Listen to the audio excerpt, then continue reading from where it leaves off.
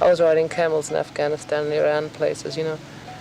And when I got home, I hadn't seen Australia. I'd had 9 years living out of Australia. And I figured, well, as this desert country, you need camels to travel deserts. You know, I wanted to see the centre. And the only place to get camels in Australia was out in the desert. Dennis, why did you change from penny farthings to camels? Seems like a funny... Isn't it? It There is isn't simple. any highways across Australia, just sandy tracks. Had you had anything to do with camels before? I rode them in Egypt. In Egypt? Yeah. And where did you find them once you got over here? Out of Alice Springs. In the desert out of Alice Springs, right. Went out there to get camels because no one would cross Australia. See Australia then, you know? Well, after living 9 years out of Australia, I wanted to see something of this country. And camels just seemed logical because about 2/3 of Australia, I suppose, would be, or according to maps, is desert country and camels for the desert.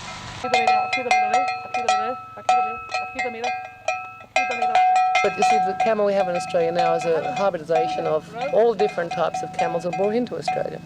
From Persia, Iran, Iraq, Afghanistan, India, and all single hump camels and not dromedaries, you know. Dromedary, that's the word, it comes from the Greek root dromos, meaning race or racetrack, you know. And there was a breed of racing camels, you know, like the breed of racing horses. And single hump camels you get from 5 foot tall to 10 foot tall, different types of. The tallest one is the camels of Kandahar. They're very hairy, but 10 foot tall. It's on the southern edge of the Desert of Death in Afghanistan, Baluchistan, you know, around there.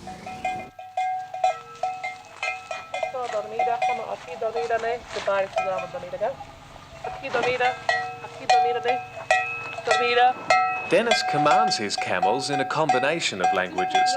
He calls it gibberish. It's the only speech the camels will respond to. What is it, Dennis?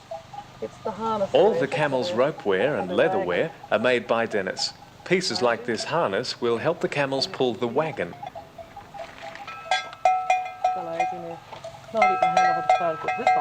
When the camels take to the road, these nose rings will be replaced by a wooden peg.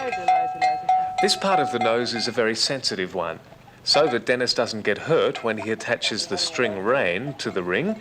The camel's front legs are secured.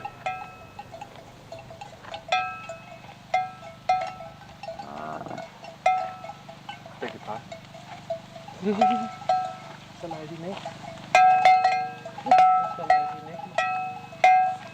This move just holds the camel's head in place.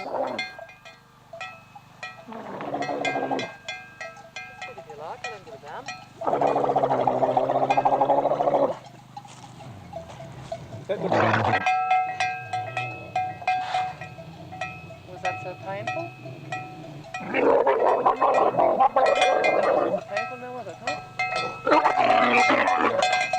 The string makes a very good rein and lets the rider control the animal at the slightest touch. Actually, this operation isn't as painful as it sounds, but the camel still tries to retaliate by making these horrific sounds and spitting. But it's more an act than anything. This is the rope that pulls the wagon, you know? Lazy this. Lazy, look on.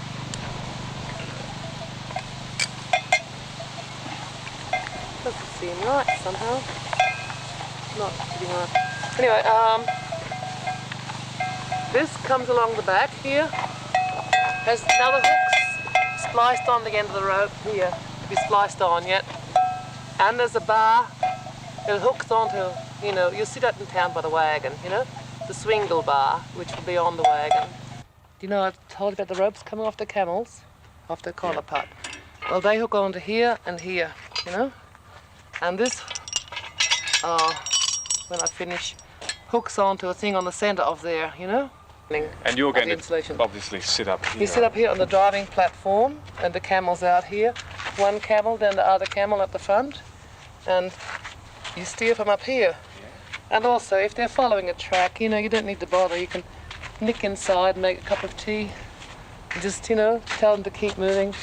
And you have, say, a doorway here. This would be a barn door in two halves, top half, bottom half, fly screen in the top half. Bottom half has a shelf on, like the old-fashioned barn doors, you know? So it'd be like a little palace. Yeah, palace de wheels.